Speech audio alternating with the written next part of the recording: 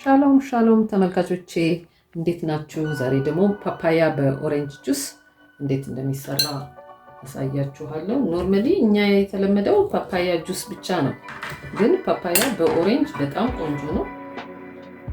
ለሁለት እንሰነጥቀውና መሃሉን ነጩን ፓርት እናወጣዋለን።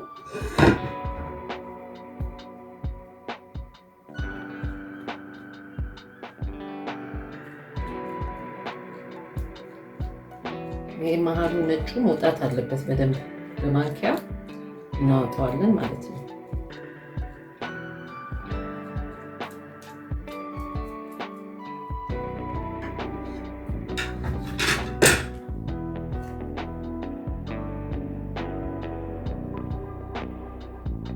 ተመልካቾቼ እንግዲህ ለ700 ግራም ነው ፓፓያው፣ 1 ኪሎ አይሞላም።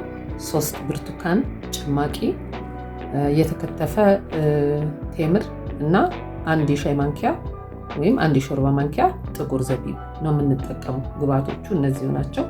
በቀጣይ እናያለን። እንግዲህ ፓፓያው እንደዚህ ነጩ ከወጣ በኋላ አከታተፉን አሳያችኋለሁ። አቆራረጡን ማለት ነው። ለመላጥ እንዲመቸን እንደዚህ አድርገን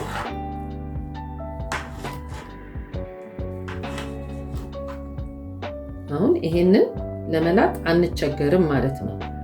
በዚህ አይነት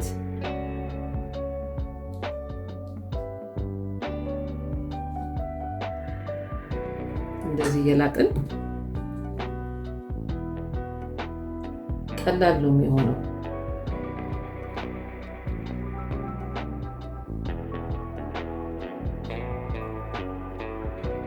እንግዲህ ፓፓያ ብዙ ጊዜ ዳየተሪ ነው። እኔ ያው ሁል ጊዜ እጠቀመዋለሁ።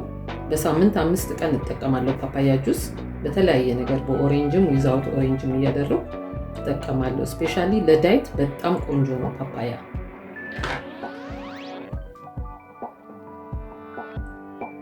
ተመልካቾቼ እንግዲህ ፓፓያው እንደዚህ ተከትፏል።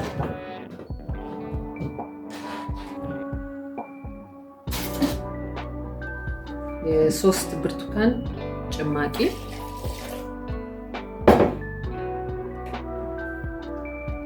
ከዛ እንፈጨዋለን።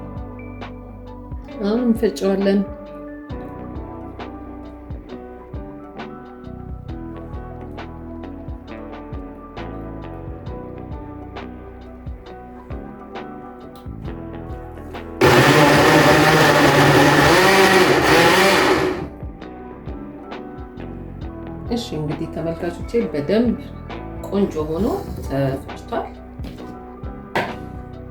ሎሚ አልጨምርም። ሎሚ የማልጨምረው ያው ብርቱካኑ ራሱ አሲድነት ስላለው ሎሚ አያስፈልገውም። ያው ሁልጊዜ እንደዛ ነው የምጠቀመው እኔ። እናንተ ሞክሩት። ያው ቅድም የተከተፈውን ቴምር 3 ፍሬ ቴምር ማለት ነው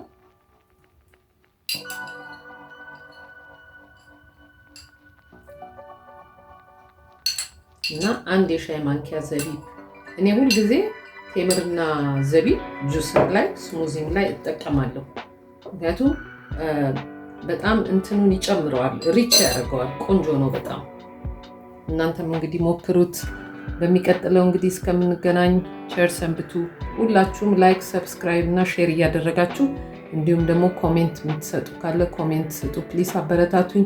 በጣም ቆንጆ ነው። የራሴ ቀላት ሲክሬት ፉድ ያልኩበት ምክንያት የምጨምራቸው ኢንግሪዲየንቶች ኖርማሊ ሁሌ ከሚታየው ትንሽ ወጣ ያለ ስለሆነ ነው እና ሞክሩት። በጣም ብዙ ነገር አሳያችኋለሁ።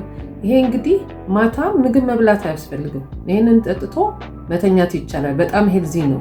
ለራትም ይሆናል፣ ቁርስም ላይ መጠጣት እንችላለን። ጠዋታውን ቁርስ መጠቀም አያስፈልገንም።